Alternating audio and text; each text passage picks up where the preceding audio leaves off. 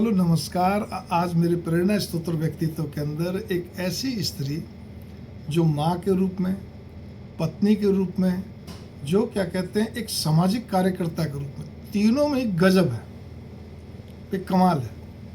आप देखिए, मैं आपको बताता हूँ।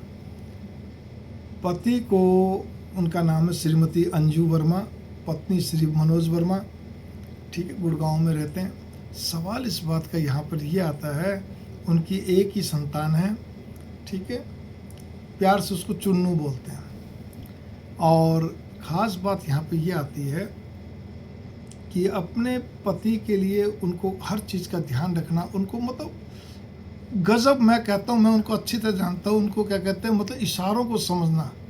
पति कुछ नहीं, पति को जो चीज़ चाहिए वो बहुत कम बोलते हैं, वो उसको सब ध्यान है कि मेरे पति को किस समय क्या चीज़ चाहिए, उसकी क्या सोच चल रही है, क्या नहीं। मतलब वास्तव में मैं पहले मिसेज अंजू वर्मा के बारे में ये कहना चाहता हूँ कि अंजू जो है बहुत ही, जिसको कहना चाहिए, बोल्ड है, हर स्थिति परिस्थिति में अटल अडिग रहने वाली, बहुत ही दूरदर्शी, सूझबूझ वाली, विदुषी महिला है।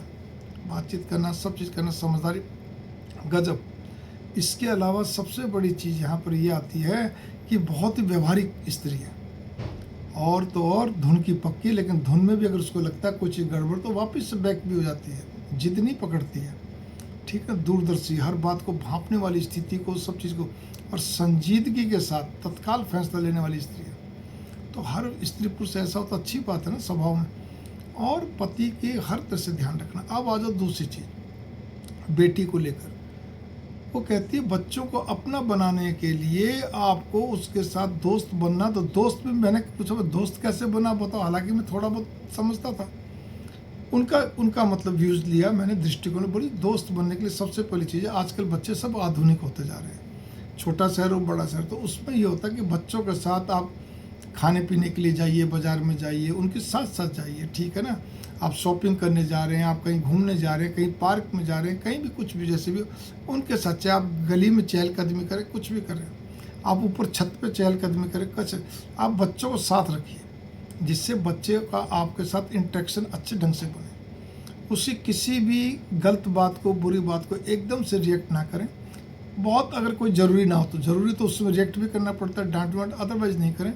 थोड़ा उसको ढील दें, फिर उसका कुछ देर बाद उसको समझाएं। मैं कहता तो बहुत गजब कहता है।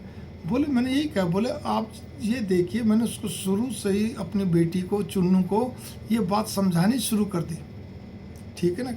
आप इस बात पे करके उसको समझानी शुरू कर दी, चुन्नू को, कि भाई देखो, तुम लड़की हो, तुम पढ़ रही हो, तुम्हारे साथ ये चीज़ें हो सकती हैं, ये चीज़ें बन सकती हैं। अभी वो कॉलेज में सेकंड ईयर में है, वो लॉ कर रही है, ठीक है।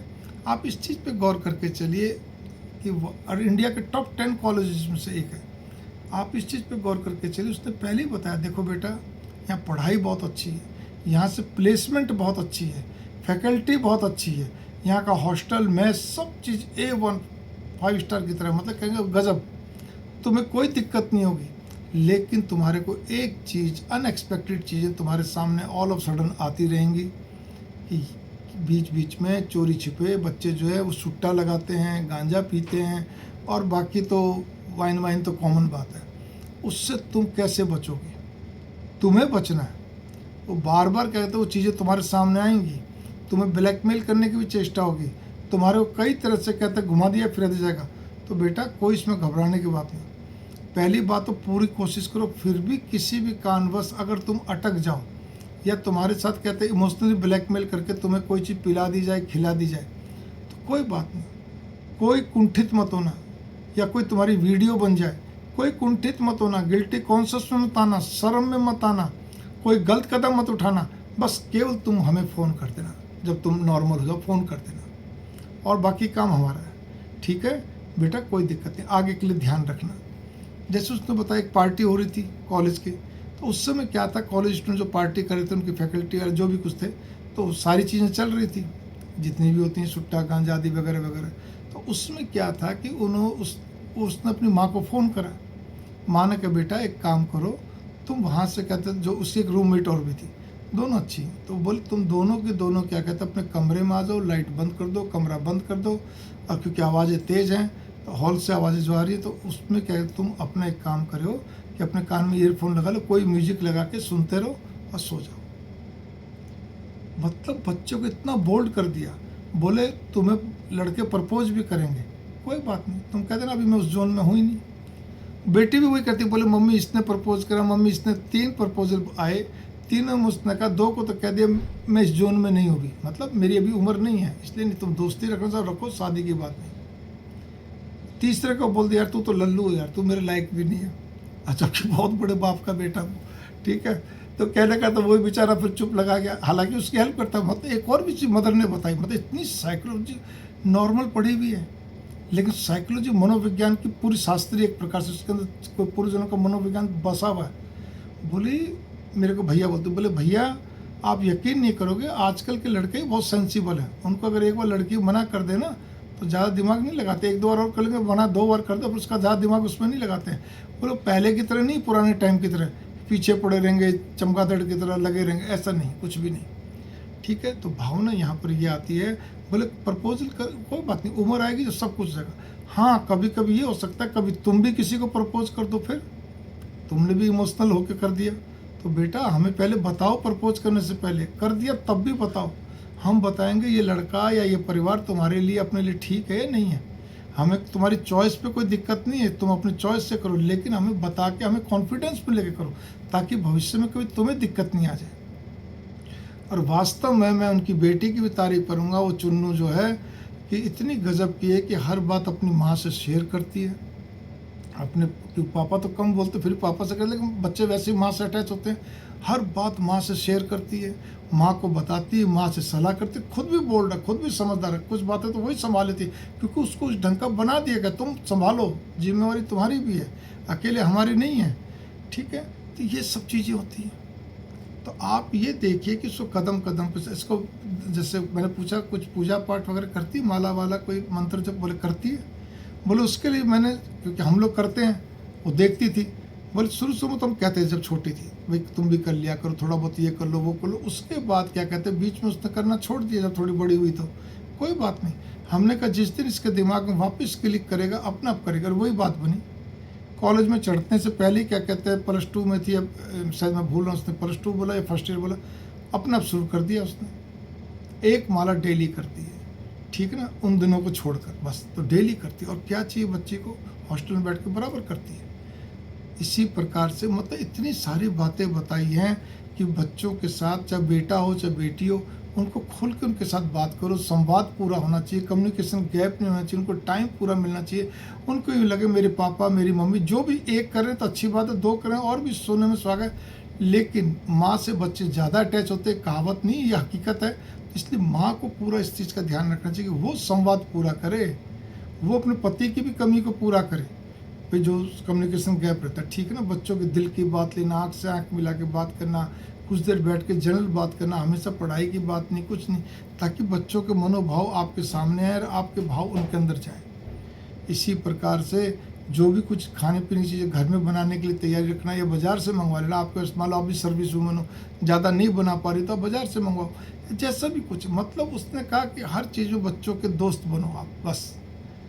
तीसरा मैंने कहा एनिमल लवर, गजब के एनिमल लवर है, जिस एरिया में वो रहते हैं, ठीक है ना, उनके पति अधिकारी हैं, तो आप इस चीज़ पे गौर करके चलिए कि वो जिस कॉलोनी में जहाँ भी जाते हैं सबको मालूम होता है, इवन आसपास के डॉक्टरों को सबको मालूम है, वेटरनरी को, कि भाई ये जो अंजू वर्मा है ये जानवरों की बहुत सेवा करती है, जानवरों के लिए, और ख़ासतौर पर जानवर, उसका ज़्यादातर तो बिल्लियाँ तो बहुत ही कम आती है, रेयर, लगभग 100% यूँ बोलो कि 99% कुत्ते ही आते हैं, डॉग्स आते हैं, ठीक है ना।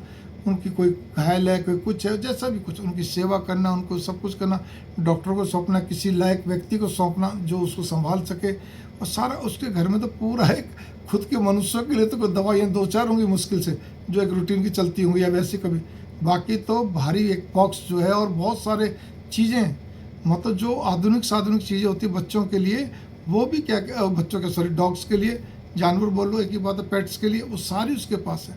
वो खुद ही इंजेक्शन भी लगाना सीख गई है, डॉक्टर से समझ के दवाइयाँ सब देती है, पट्टी बांधना सीख गई, फिर जो ज़्यादा घायल उसको पूरा हॉस्पिटल में ले जाते हैं, सबके पास उसके कॉन्टैक्ट नंबर है, उसने सबको देता है, जिस भी जगह उसके पति का ट्रांसफर होता है कॉलोनी में सबके पास नंबर चले जाते हैं, लगभग सबको मालूम पड़ जाता है, आसपास के वेटनरी डॉक्टर को, भाई कोई भी मतलब कहता है, जैसे मान लीजिए घायल हुआ, किसी कॉलोनी में किसी व्यक्ति को मिला या किसी को भी, हाँ जी जो अंजू जी हैं वो कहती है सामाजिक कार्य करते इस काम में, उनको फ़ोन कर देंगे या उनके पास ले आएंगे या उनसे सलाह करेंगे जी, उनको बुला लेंगे, भाई बहुत घायल है, ज़बरदस्त दिक्कत हो रही है या कुछ पैरालाइज हो गया, तो अब डॉक्टर को फ़ोन करती है कि वहाँ पे ले जाओ सब कुछ, या तो खुद चली जाएगी और नहीं तो आदमी के साथ भेज देगी। बट इतना ज़्यादा पेट्स के लिए तो यूँ समझ लो कि पूछो मत, पूरी जान की बाजी लगा के चलती हैं।